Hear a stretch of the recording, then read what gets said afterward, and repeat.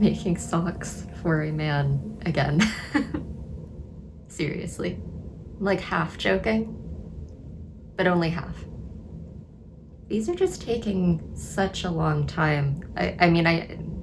These are for my dad. I knew that they would be a lot bigger than the socks that I make for myself, but I don't think I quite appreciated how much bigger. I feel like with the amount of yarn that I'm using, this came in a 110 gram skein, and this is all that's left. I'll probably end up using basically all of it. My socks are generally, here, I can even show you, like, sorry, this isn't the cleanest, but that's a sock I make for myself. This is a sock I'm making for my dad, and it's not even done yet. So, to be clear, I don't regret making this. My dad's gonna love it, and I've actually enjoyed this pattern. I'm probably gonna make it for myself too. I think that just like with the deadline and the other projects that I have on my needles, the time that it's taking to get something that long is starting to stress me a little bit. This is the second sock, luckily. And actually, you might look at this sock and think, well, that's gotta be almost done. That looks so long. It's like, it's the size of my forearm. This is the one that's done. And there's your comparison. So I'm maybe like 3/4, 2/3 done with the second one. Ooh, it's just so long. It's funny how big this sock is. I really hope it fits. Like, if I put it on my arm, it's basically like I knit an entire fingering weight sleeve. That's how I would describe that. But I do like the pattern, and I'm fascinated by the fleagle heel. For my own socks, I've only ever done a heel flap and gusset, toe up and cuff down. So the fleagle heel, for those of you who aren't familiar, this is a toe up pattern. It's very hard to tell like what this will look like as a sock because of the ribbing. It just becomes so narrow, and I haven't blocked either of them yet. So basically you go toe up, you do the gusset increases just like you would on a heel flap and gusset, but then once you get here, instead of starting on a heel flap, you do basically a short row technique that feels very similar to how you would do a heel turn on a heel flap and gusset, but then instead of that heel turn being on the bottom of your foot, it's on like the heel, the back of the foot.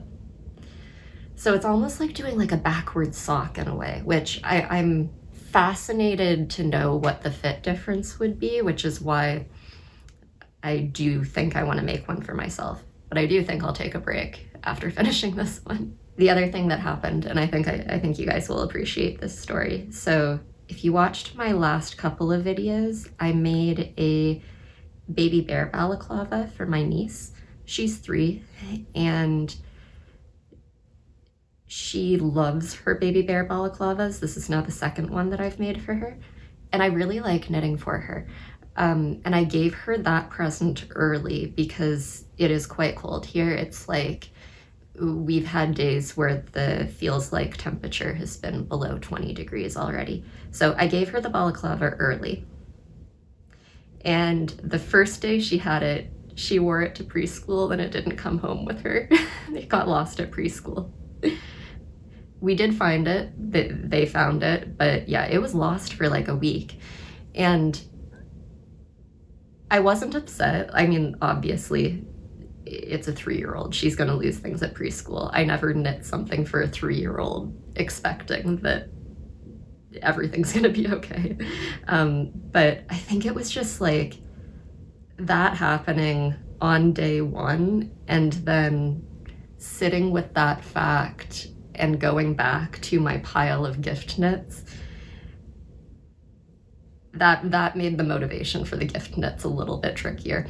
And the other thing I've realized is that the last thing I've made for myself, not including socks, because I did spend like all of October doing socks, I finished my Lauder cardigan in early October, and I haven't made a garment for myself since then. So I'm really like, I love doing gift knits, but I do think in future years I need some balance. I can't just like stop knitting for myself come October. But you saw the thing that I cast on to cheer myself up, which is another gift knit. It's for my niece, but it's a blanket, so it will stay at home. It should not get lost at daycare. And I'm really enjoying this so far. So the pattern is the Mini Augustins number 5.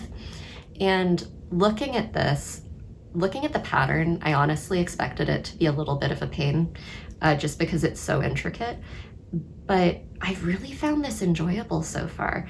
It's, you start by casting on in the middle in the round, and it's just like, it's like less than 10 stitches. And then you increase pretty quickly. And then there's 2 lace charts. I finished the first one, but it is a lot smaller than the second one. And I've just started on the second.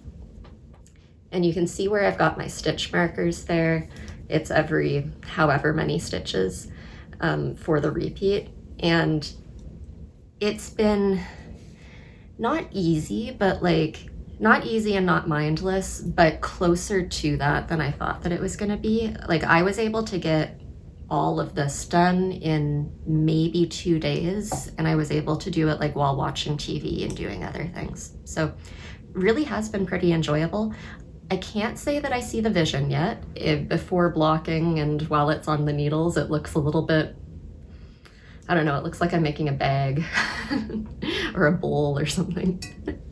But I do think it's gonna be really nice. I'm optimistic about that one. And then the final thing that I have on my needles is, hang on. So I actually haven't made progress on this one. I've been working on these 2 plus the finished object I'm about to show you. This is the kitten catch mitten. And I really am enjoying this. Out of all of these though, this is definitely the most like brain on, like I can't take my eyes off the chart kind of thing. But I'm really happy with how it's coming along. And I'm really happy I went with the high contrast. One thing I would say about like all of these gift knits is that they aren't really something that I would make for myself in terms of like color choices and things. So I've actually really been enjoying that in terms of like being able to have something a little bit different going on. And then the one that I finished since I last talked to you. This is an Oslo hat. It's an Oslo hat for my brother. And I did it using this yarn, actually, the yarn that I used for the blanket that is still on the needles, and then this, which is the same yarn in a different color. This color is Douglas fir, and this one is, I want to say Calico, something like that. And so this was a baby blanket for my nephew. This is the blanket for my niece, and those are my brother's 2 kids. So basically using the extra yarn to make him a hat. And I think he's really gonna love it. This is the 3rd Oslo hat I've ever made. I made one for myself, and then I made one as a gift knit for my dad last year. That one and this one I did off gauge. This is a worsted weight yarn. And this turned out maybe a little smaller than I expected. I'm really hoping it's gonna fit him, but I could always reblock it. It fits me quite well, but then there is clearly some room for it to stretch. So we'll see, fingers crossed. My sister-in-law can always wear it if it doesn't fit him. This is one of those things that like I probably wouldn't do for myself. I probably just wouldn't gravitate towards stripes myself. So that was kind of a new thing for me to do. I think the stripes look quite nice. The 1-row stripes are really nice because you don't really need to worry about them being jogless. So it worked out well there. But then I think I must have messed up early on with just how I was carrying the yarn in the back, because there is a bit of a visible thing going on there. But for the most part, you can't really tell, especially from a distance. So yeah, really happy with this hat. And as discussed, it's been getting very cold here. So having this like triple layer is gonna be really nice in the winter. So yeah, I've got these 3 projects left to finish. I am feeling optimistic about that. I think I can definitely get them all done. Just looking at my calendar, we are 2 weeks away from Christmas, so that's definitely doable. What I'm starting to wonder is that my vacation for the year starts in a week, and it would be nice to finish most, if not all of these before my vacation, because if that were to happen, I could maybe cast something on for myself and kind of like relax into the new year. So that's a goal.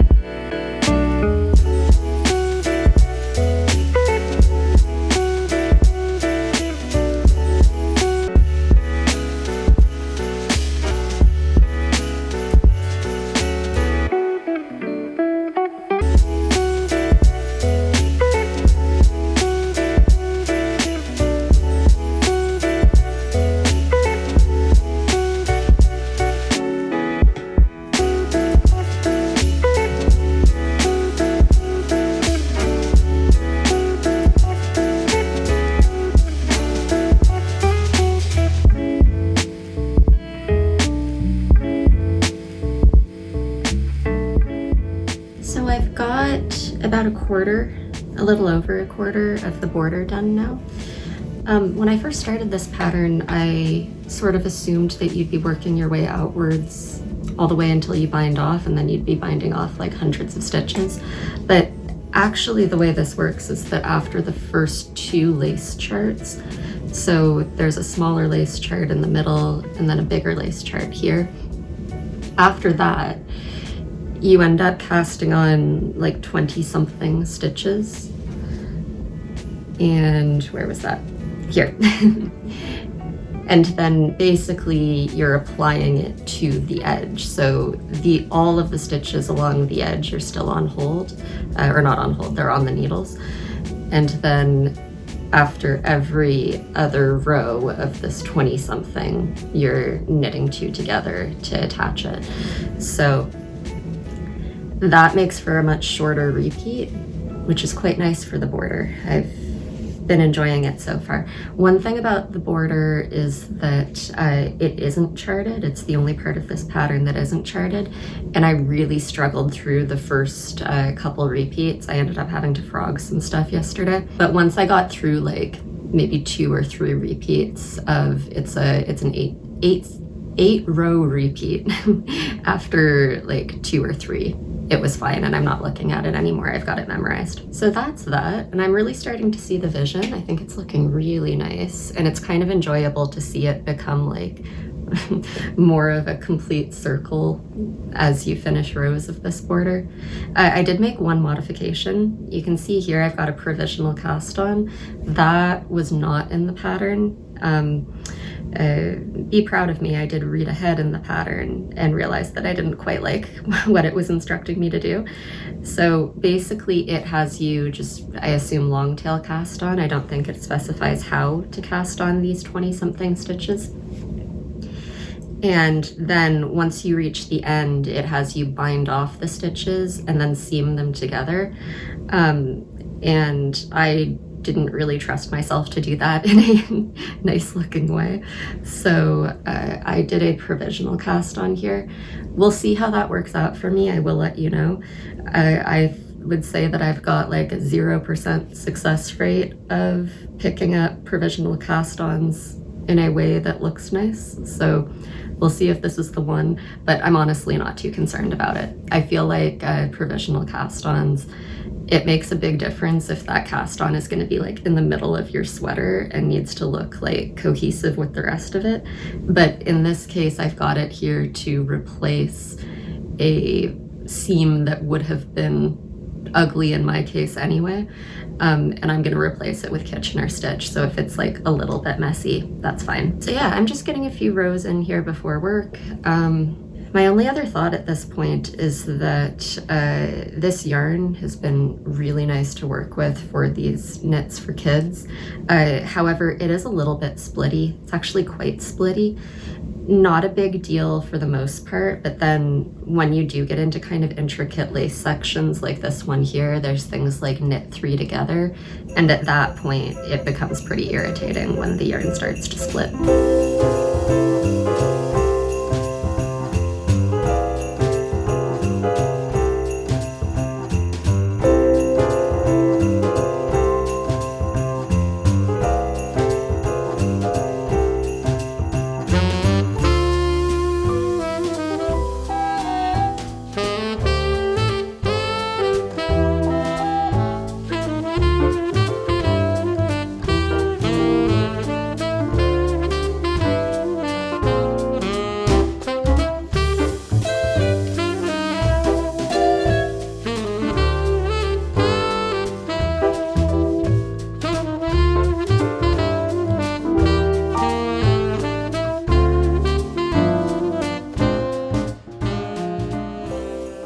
I'm starting the second mitten this morning, and somehow I have fallen at the first hurdle.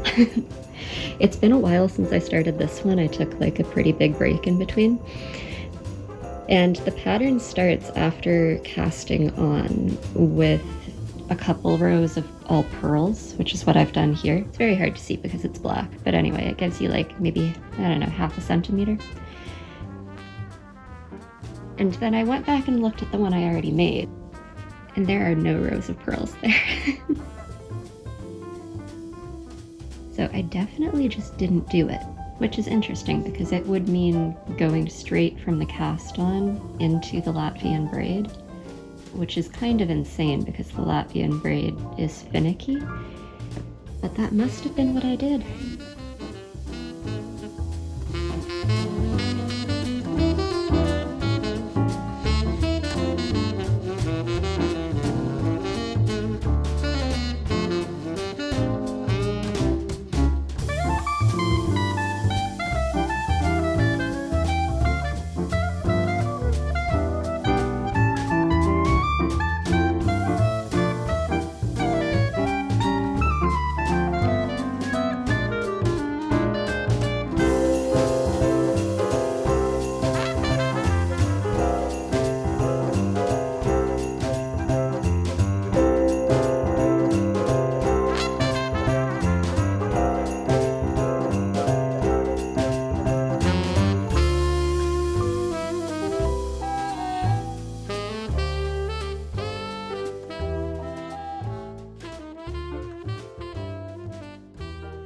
That was so close. Look at how much yarn I have left. What is this, maybe 2 meters, 2.5 meters? It's crazy. I probably could have done like, I don't know, maybe 2 or 3 more rows. I was really nervous because when you're doing this border around, you know, if you're doing like a sweater and you run out of yarn, you can just kind of bind off early and then it's cropped. If I'd run out of yarn on this border, there just would have been like a gap. So I was so nervous. So that's done. The provisional cast on actually worked really well. I'll link to a video that I followed from Andrea Mowry. I think that it's here. I mean, the fact that I can't really see it is good news.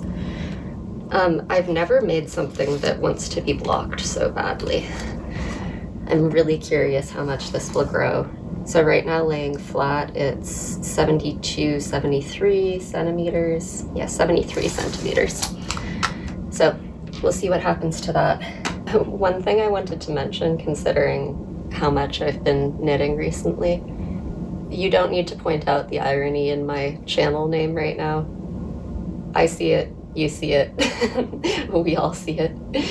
Honestly, the stress and the deadlines, it's not for me. There's a reason I've never signed up for a test knit or anything. As soon as Christmas is over, I am going back to knitting slowly, to taking my time with things. Yeah, I named my channel that as a kind of aspirational thing, like I want to make slowly and take my time with things.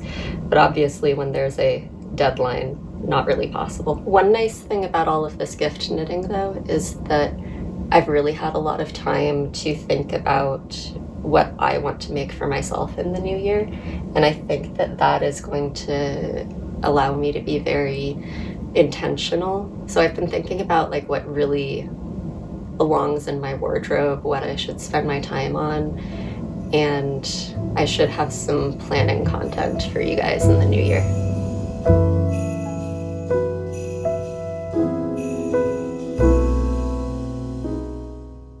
They're perfect. I can't get over how well these fit. So plan for today is to weave in some ends, of course, and then do a lot of blocking. I still haven't blocked the blanket or the socks. So I'm going to block a lot, get ready for the least aesthetic blocking setup you've ever seen. And yeah, I'm so happy with these. My mood has completely shifted vis-a-vis gift knits. So I'm actually thinking I maybe have one more left in me. So while these are blocking, might get a start on this.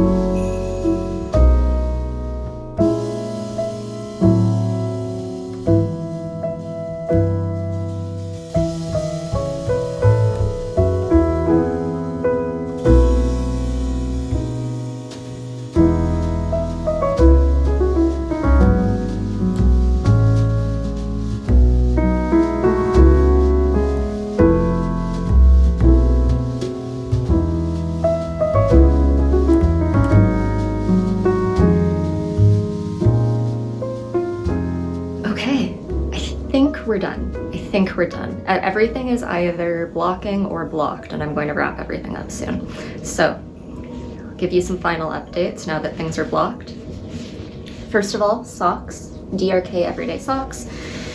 These look a lot better after blocking. I haven't actually taken them off of the blockers yet. I was considering whether I should just wrap them like this so that they're like very obviously socks, but I haven't actually looked at what they look like off of the blockers yet, so let's maybe find out together. Oh, that's not bad. That's not bad. It's pretty like skinny looking, but I mean, you can recognize this as a sock, which I don't think you could before blocking. So those are gonna be very nice. And that is a pattern I think I'll make again, probably for myself, and like try to figure out the fit and everything. Next up, and probably the most exciting, most like, I don't know, flashy. These are still just such a like shockingly perfect fit after blocking. Like, they just fit perfectly and they're obviously beautiful. One thing that I wanted to mention, so I already mentioned the little modification I made by accident of not including curl rows down here. The other accident is that I was holding the wrong yarn dominant. So if my color work looks a little different from maybe the samples, that would be why. So it says in the pattern to hold the, in my case, it would be white dominant so that the features of the cat stand out more. But honestly, I'm not mad about this. I think everything still stands out perfectly fine. And yeah, in my head, when I was choosing a dominant color and ignoring the pattern for some reason, I just thought the white is the background. So that's the one that I held for myself, English style.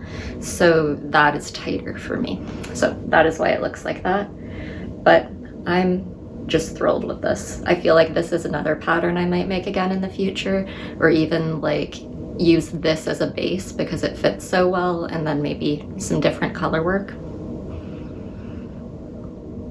Okay, next thing off the blocking mat is this blanket. I don't know how well this will show here, but this is just so beautifully drapey. I'm a big fan of this. It did grow a lot with blocking as expected. It's now, I think, 90 centimeters or a little more than 90 centimeters in diameter. So I'm really happy with this. I actually just had it draped over my like office chair and it looked really nice there. So I feel like this is another one that I could make again as not a baby gift. And I did use like basically every inch of this yarn, which makes me quite happy. And actually, same with the dog sweater that I just finished. Almost out of yarn there, which makes me happy. I don't like to have like I don't like to have like enough leftovers that I'm wondering what else I can make with it. Okay, and finally is the dog sweater, which is still blocking, so I'll include some video. The dog sweater turned out fantastic. And actually no one in my family knows that the dog sweater exists, so it's gonna be like a surprise for everyone. Fits her great. One thing I wanted to mention about the fit, the pattern is originally on, it's a DK yarn with, I think maybe 3.5 millimeter needles. And like with all Sari Nordland patterns, the human ones that I've made, that tends to be a very tight gauge. So my version is worsted weight yarn on 4.5 millimeter needles. And I didn't swatch for this.